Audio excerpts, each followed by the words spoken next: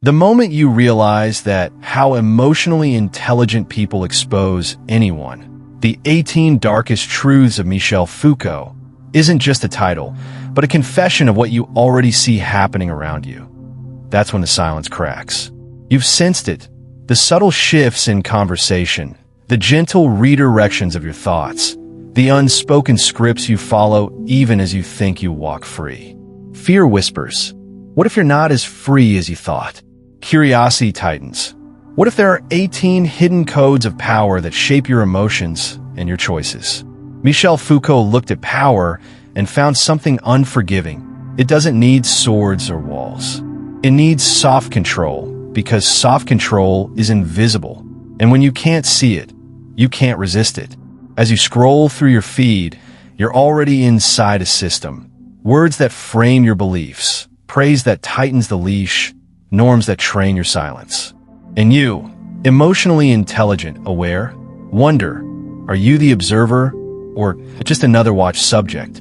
There's a study from Stanford University's Department of Psychology, 2023, that sent chills through the academic world. Researchers observed that even the act of being told you're being observed changes your behavior more profoundly than any explicit instruction. Everything becomes performative, every emotion a product, every gesture calibrated. The paper concluded something brutal. Awareness of surveillance, even hypothetical, induces self-censorship deeper than any command. They called it the echo of the gaze. Just knowing or believing you're watched internalizes the watcher. Now ask yourself, who installed that watcher in your mind? Carl Jung once warned that until your unconscious is made conscious, it governs your life, and you call it fate. The same applies here. That watcher, that echo, is just one of Foucault's truths in action. The power to watch you doesn't have to come from them. It comes from you watching yourself. It's ironic, terrifying, and brilliantly efficient. Imagine 18 truths arranged like steps descending into a dark well. Each step feels familiar: shame, obedience, morality, silence. But taken all the way down, they show you a system where you obey before you even realize you're obeying. Truth number 1 is a knife. Control doesn't scream. It whispers inside your choices. By the time you realize the whisper, the choice is already silent. Fear spreads because you know this isn't about gross violation. It's about subtle capture. Emotionally intelligent individuals detect the tremor before the earthquake. They feel the purpose behind the words, the pattern behind the praise, the rule behind the freedom. Nietzsche would say, obedience cloaked as goodness is the moral of the weak, and that's the bait the system uses to trap us. Your empathy, your kindness, your attentiveness, all turned inward against you, making you suspect your own strength. What you think is maturity is often a carefully placed leash. Here's what happens next. Once you see the leash, you start to question its origin. Who said this was normal? What contract did you sign without reading? Which expectations are sewn into your behavior before yourself emerged? Studies at Harvard Center for Moral Decision-Making show that when moral expectations are internalized, people shift their own sense of right and wrong. Without realizing, ethics has become an external cage. They redefine morality to preserve the system. You think you're good, but your goodness might be just pre-approved software dressed in virtue. As you reach that realization, curiosity becomes a sharp blade. You wish to see, what are the 18 truths? Which of them already ground your actions? Which truths are still masked, waiting to shift your identity from silent subject to conscious strategist? Foucault didn't ask you to rebel. He asked you to see, to witness the hand that guides your gestures, the voice that paces your thought. This is not about rebellion. It's about vision. And this video offers that vision. So let's start. Let's peel back the first layer and name the first truth they never wanted you to speak out loud. Truth 1, control doesn't scream. It whispers inside your choices. You've been taught to fear loud control. Commands, threats, violence. But that's not how real power works anymore. It doesn't shout. It whispers. And it hides in the things you've been taught to want. Approval, acceptance, harmony. That's how they get in. Not through force, but through permission. This is the first dark truth Foucault would place in front of you. Control isn't something you fight against. It's something you mistake for your own will. You think you're deciding, but the frame of every decision was handed to you before you ever question the game. He warned us. The most dangerous power systems don't look like chains. They look like freedom with a price. And the scariest part? You reinforce it yourself. With every yes you say to avoid conflict. With every silence you offer when something inside you burns to confront. You start to obey without ever hearing an order. They don't need to tell you who to be. They just need to create a world where being yourself feels dangerous. That's the whisper. That's the trap. And most never question it because it doesn't look like a cage. It looks like love, morality, success. But the moment you see it, everything shifts. And if that shift matters to you, if this type of content wakes up something real, consider subscribing and liking this video. Not just to grow a channel, but to help keep spaces like this alive. It makes a difference. This isn't mainstream. It's beiled woord by woord, inzicht by inzicht. And your support is fuel for it to keep going. Let's go deeper. Truth 2, obedience isn't submission. It's internalized fear disguised as goodness. You're praised for being good, for being agreeable, patient, understanding. But what if the root of that obedience isn't virtue, but fear? What if your so-called goodness is just self-protection wearing the mask of morality? This is the second truth Foucault would expose. Obedience doesn't need external enforcement. It just needs internalized consequences. You follow the rules not because you believe in them, but because you fear what breaking them would make others think of you. Or worse, what it would force you to face in yourself. This is the genius of modern control. It convinces you that your submission is integrity, that your silence is compassion, that your compliance is maturity. You don't need to be forced. You self-censor to maintain an image of peace. And slowly, that image replaces who you are. Psychologists at Yale found that people are more likely to obey when consequences are moralized rather than punished. When a system frames disobedience as a failure of character, not behavior, people fall in line to protect their self-image. They obey to feel like a good person, even when that obedience slowly kills their truth. You think you're kind, but what if your kindness is really a shield? Not against others, but against your own capacity for disruption? You fear your force, so you retreat into obedience. And the world loves you for it. Not because you're good, but because you're manageable. Truth 3. The most powerful prisons are built from approval and silence. It's easy to spot a prison with bars. It's harder to recognize one built from compliments, handshakes, and "you're such a good person." Approval is seductive, and that's what makes it lethal. This is Foucault's third truth. The architecture of control has changed. We no longer live in physical cells. We live in psychological loops of affirmation. You're rewarded not for being authentic, but for being acceptable, for fitting the frame, speaking the script, keeping your discomfort invisible. And silence? That's the lock. Every time you choose not to speak, to keep peace, to avoid conflict, to stay liked, you reinforce the bars. Not because someone forced you to, but because you've been trained to value harmony over honesty. A study by the University of Chicago's Department of Behavioral Science showed that people suppress authentic opinions in social settings to avoid friction, even when the stakes are low. The researchers called it the illusion of peace. But the peace is fake, and the cost is real. Every moment of silence steals a piece of your agency. Approval feeds your image. Silence protects it. But your soul? It rots in the space between what you want to say and what you're allowed to say. The prison isn't out there. It's inside the smiles you give when you want to scream. Inside the nods you offer when you want to walk away. That's where control lives now. And the key? It was never lost. You just stopped believing you were allowed to use it. Truth 4. You were trained to behave before you were free to think. Long before you formed opinions, you were taught reactions. To flinch at disapproval. To smile when you didn't mean it. To stay quiet in rooms where truth felt dangerous. This is Foucault's fourth revelation. Power doesn't just restrict your actions. It preconditions your instincts. You were taught behavior like choreography, and you performed it well. But the price was staggering. You never got to choose who you became. Children aren't born obedient. They're molded. And what we call education is often indoctrination, shaping perception before perception even exists. By the time you had thoughts of your own, they were already pre-filtered through what was acceptable, appropriate, and safe. Stanford developmental psychologist Dr. Laura Schultz notes that children learn not just from instruction, but from what is punished, praised, or ignored. That means your psyche was sculpted not by truth, but by avoidance.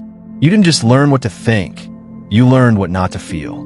So when you feel anxiety in moments of honesty, when your body tightens before you set a boundary, that's not weakness. It's residue, the trace of an early system still echoing through your adult self. Freedom isn't about doing what you want. It's about seeing who taught you what you're allowed to want, and dismantling that. Truth 5. Truth isn't pure. It's constructed by those who get to speak the loudest. You were taught to chase truth as if it were some pure, objective substance. But Foucault shattered that illusion. Truth isn't found, it's produced. By power, by voice, by repetition, and most dangerously, by consensus. The people who get to define what's true aren't always the wisest. They're often just the loudest, most accepted, most protected. They speak not with insight, but with volume. And if you hear something enough times, your mind files it as fact. In 2020, a Columbia University study found that people believe information more strongly when it's repeated by others, even if those people are strangers. They called it social reinforcement bias. The brain mistakes echo for evidence. That's why systems of control don't need to censor everything. They just need to amplify one narrative and drown the rest in noise. What doesn't get repeated gets forgotten. So ask yourself, whose voice formed your truths? Who benefits from what you believe? What truths did you inherit without questioning their cost? Foucault said, power produces knowledge, meaning what you know may not be what's real. It may be what was useful to those who shaped you. The most terrifying prison isn't built from lies. It's built from half-truths, repeated until they replace reality. Truth 6, you're not being watched. You're watching yourself for them. It feels like someone is always watching. But the deeper truth is more disturbing. They don't have to, because now you do it for them. You self-monitor. You adjust. You edit your tone, your posture, your emotions, not because someone told you to, but because the gaze has been installed inside your mind. Foucault's panopticon wasn't just about surveillance. It was about internalized control. You behave because you might be watched, and eventually, that possibility becomes constant. A lens through which you see yourself, even when no one else is around. This is not paranoia. It's programming. A 2019 study from the University of Pennsylvania revealed that self-surveillance is stronger in individuals raised in high-control environments, religious, academic, even familial. The control doesn't stay outside. It becomes the default lens of self-perception. You think you're being authentic, but you're performing for an audience that may no longer even exist. And here's the worst part. The more emotionally intelligent you are, the more refined your self-surveillance becomes. Because you know how to anticipate reactions, adjust your behavior, avoid offense. You don't lie, you cure it. So ask yourself, when you speak, who are you trying to convince? When you pause, who are you trying to protect? That hesitation isn't always politeness. Sometimes it's submission to a watcher who lives in your mirror. Truth 7. Shame is the cheapest currency of control. You were taught to feel shame for wanting too much, needing too deeply, feeling too strongly. But shame doesn't refine, it tames. It turns fire into apology. And that's exactly why it's so useful to those who want control. This is Foucault's 7th truth. Punishment is expensive. Shame is cheap. You don't need to imprison people who've already learned to handcuff themselves with guilt. And it starts early.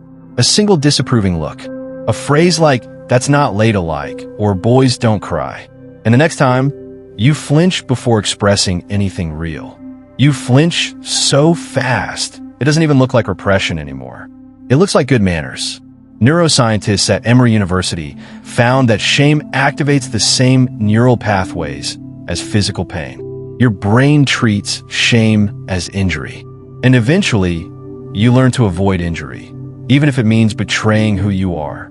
The brilliance of shame is that it doesn't have to be constant. Just one scar is enough to train a lifetime of self-restraint. So when you hesitate to speak, not because it's unwise, but because it might be too much, ask, whose voice is echoing in your hesitation? Whose rules are you still following, long after they stopped enforcing them? Because shame doesn't belong to you. It was planted in you. And every time you believe it, you water it. Truth 8. People don't want freedom. They want safety from their own power. Everyone claims to want freedom, but most people aren't afraid of being controlled. They're afraid of what they have to face if no one was controlling them. The chaos, the responsibility, the rawness of wanting something unapologetically. Foucault's eighth truth is uncomfortable. Freedom isn't denied, it's avoided. Because real freedom exposes you. It forces you to confront how much of your life was edited to be acceptable. It strips away the excuse of "I had no choice." Researchers at Princeton studied decision paralysis and found that too much freedom creates psychological distress, especially in those trained to defer, please, or obey. When the system stops telling them what to do, they collapse into anxiety. Why? Because obedience wasn't the prison. It was the comfort zone. We say we want to be free, but we crave roles. We crave instructions. Because with freedom comes the terror of discovering who we are beneath the filters. So the next time you say you want freedom, ask what you'd actually do with it. Would you create, or would you seek another master? Would you speak, or wait for permission? Maybe the leash is gone, but you're still standing where it used to pull. Truth 9. The system doesn't break you. It shapes you. You imagine oppression as something violent, a rupture. But most systems don't break people. They mold them, quietly, gradually, until the original shape forgets it was ever different. Foucault revealed that institutions, school, religion, family, media, don't need to crush you to control you. They just need to form you. And once you're formed, you become the perfect subject, not out of fear, but out of habit. The University of Michigan's sociology department found that long-term exposure to structured authority changes identity markers, belief systems, emotional regulation, self-concept. You don't fake who they want you to be. You become it. You laugh at things you don't find funny. You care about values you never questioned. You accept rituals not because they make sense, but because they've always been there. That's the tragedy. By the time you're aware, it's no longer a disguise. It's your second skin. And if you try to shed it, people around you panic. Because your shape reinforces theirs. And if yours changes, theirs might crack too. So you stay. Formed. Silent. Acceptable. But part of you still remembers the original blueprint. Truth 10. Love can be a leash if you're afraid to disappoint. Not all control wears a uniform. Sometimes it smells like warmth, speaks in gentle tones, and looks like love. But love, when fused with fear, stops being connection and becomes a leash. Foucault's truth cuts through the sentimentality. Emotional attachment is one of the most effective tools of control. Not because the love itself is false, but because your fear of losing it becomes a cage. You don't comply because you're forced to. You comply because you care. Because the price of disobedience is not punishment, but withdrawal.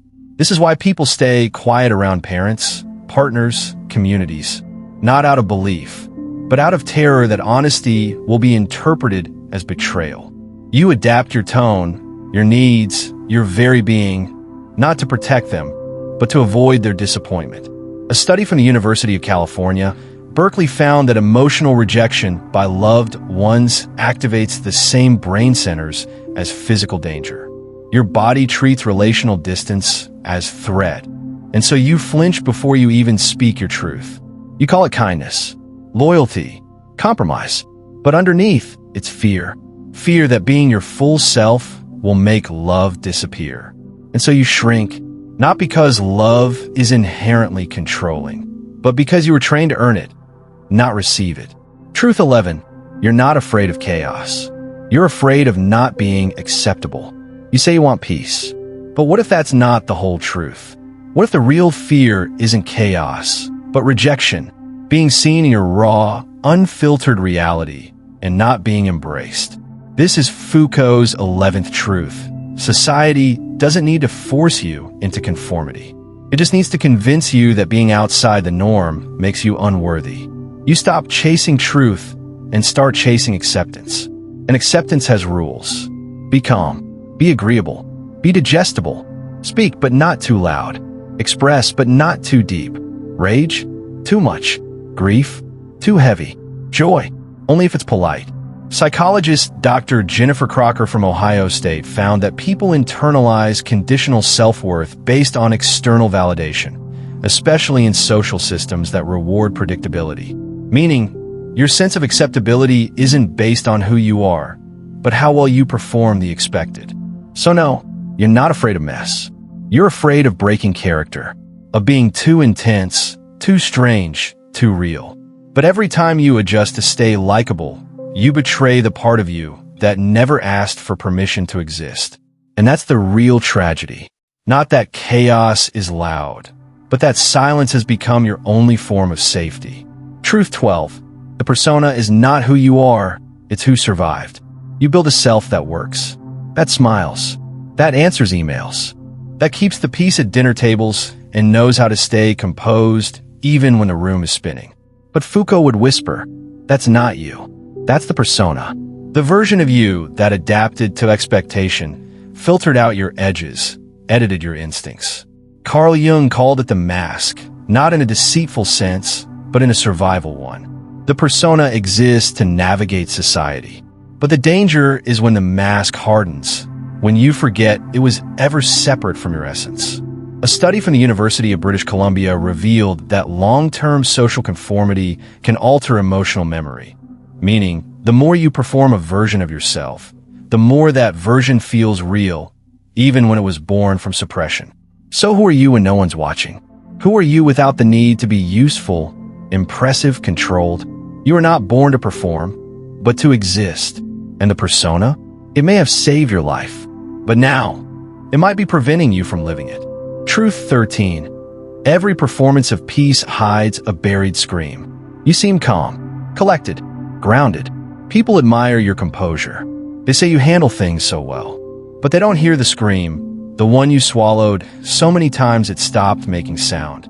This is the kind of peace the system loves, the one that looks good on the outside while silencing a war on the inside. Foucault would say, modern power doesn't care if you suffer, as long as you suffer quietly. Peace has become performance, not alignment, but aesthetic. You're praised for being low maintenance, for not causing waves.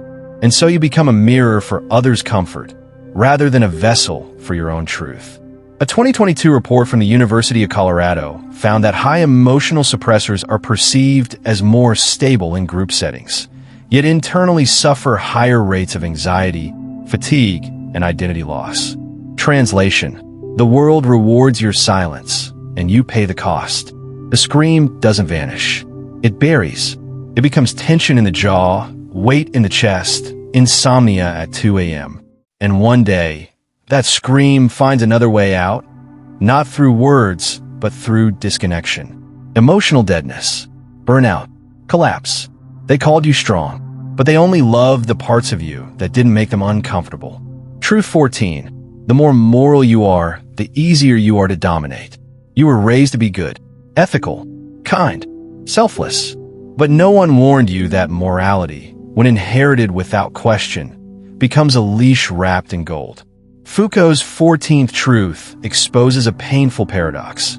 The more tightly you cling to your moral image, the more predictable and controllable you become. Because now, all they have to do is imply that you're being selfish and you'll bend.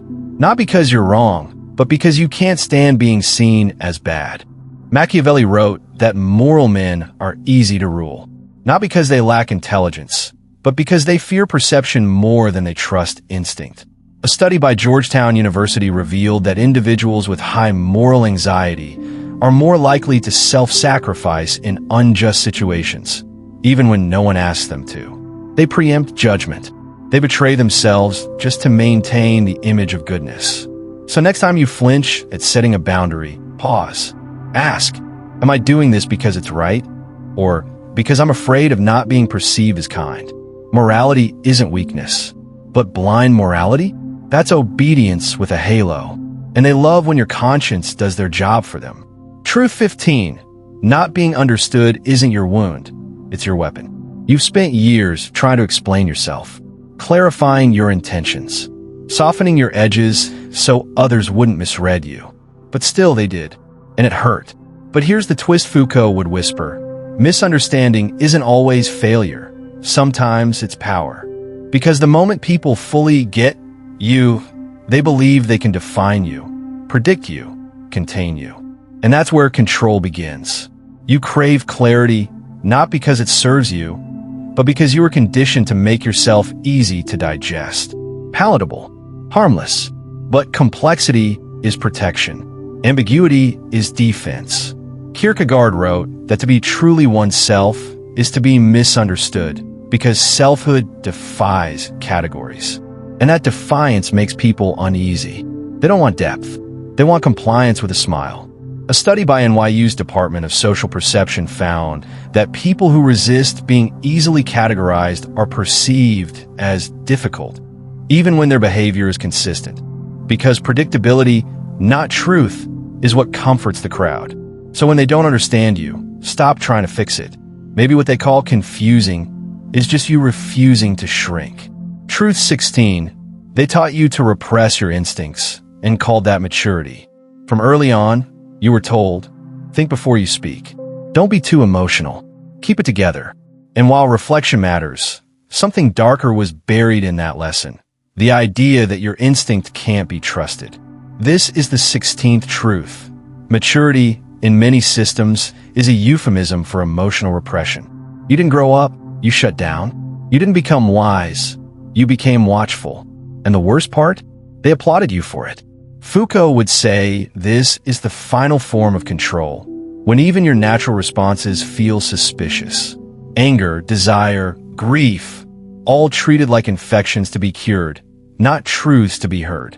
Harvard Medical School's Department of Psychiatry published findings in 2021 showing that chronic emotional suppression leads to higher rates of depression, memory dysfunction, and decision fatigue.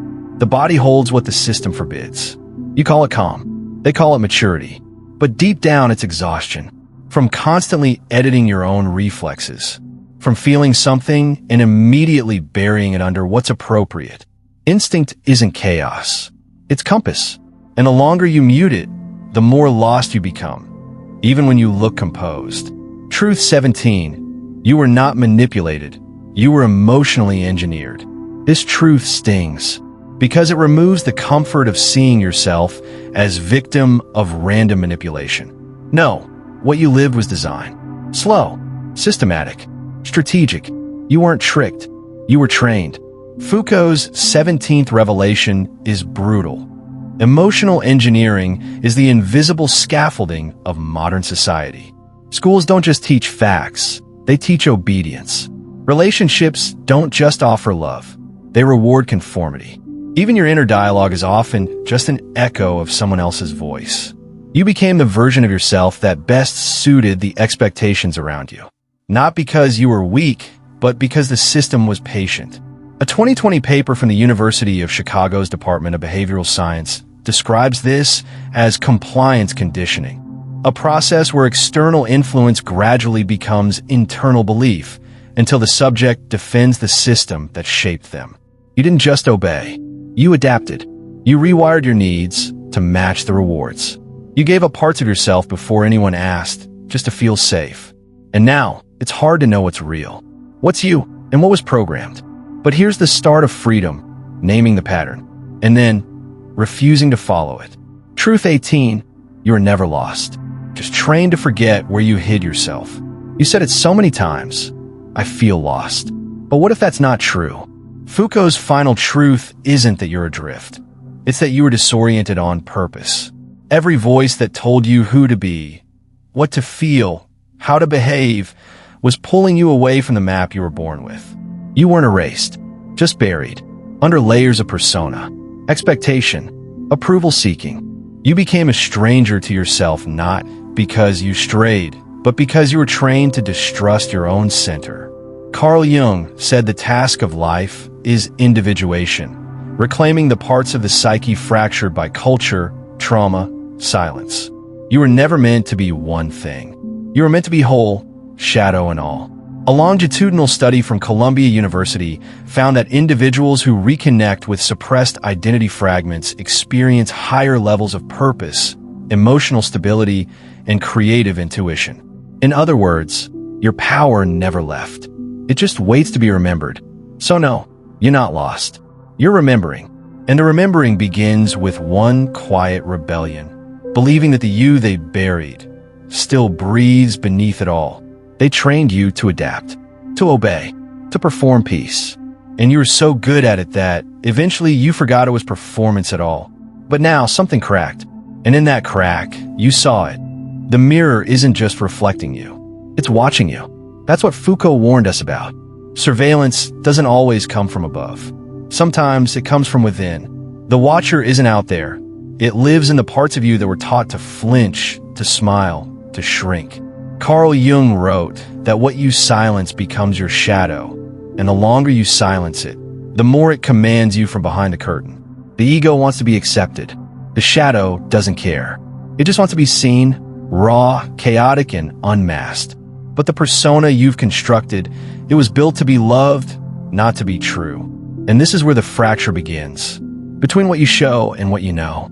Between the calm you present and the rage you swallow. Between the roles you play and the voice that no longer fits any of them. But Machiavelli offers a different warning. One that completes Foucault's diagnosis. He who cannot be read cannot be controlled. Read that again. You were taught to explain yourself. To be transparent, legible, harmless. But real power isn't in being understood. It's in being sovereign. Not erratic, but unpredictable. Not chaotic, but unreadable. Because the moment they think they've figured you out, they start to write your script for you. So here's the final truth. You don't need to escape the system. You need to stop being predictable to it. You don't need to become louder. You need to become illegible to the roles that once defined you. And maybe you won't be liked. Maybe you'll be feared, misunderstood, isolated, but you'll no longer be watched. Because the panopticon, the invisible tower that made you self-surveil, can't hold what it can't recognize. That's what this was all about. Not exposure, reclamation. You were never broken, just fragmented. And now, you've seen the map. So the question isn't whether you'll return to who you were. It's whether you're ready to become who you were never allowed to be. Because truth isn't something you speak. It's something you stop pretending to hide. And control? It shatters when your presence stops fitting the script. Final image. The eye of the panopticon. Shattered from within. Not by noise, not by violence, but by someone who refused to play their part. If that refusal speaks to something real in you, leave a comment. Share what cracked. Help this channel keep existing by subscribing. Your voice sustains this mirror. Not because we need numbers, but because voices like yours are the ones they never expected to speak.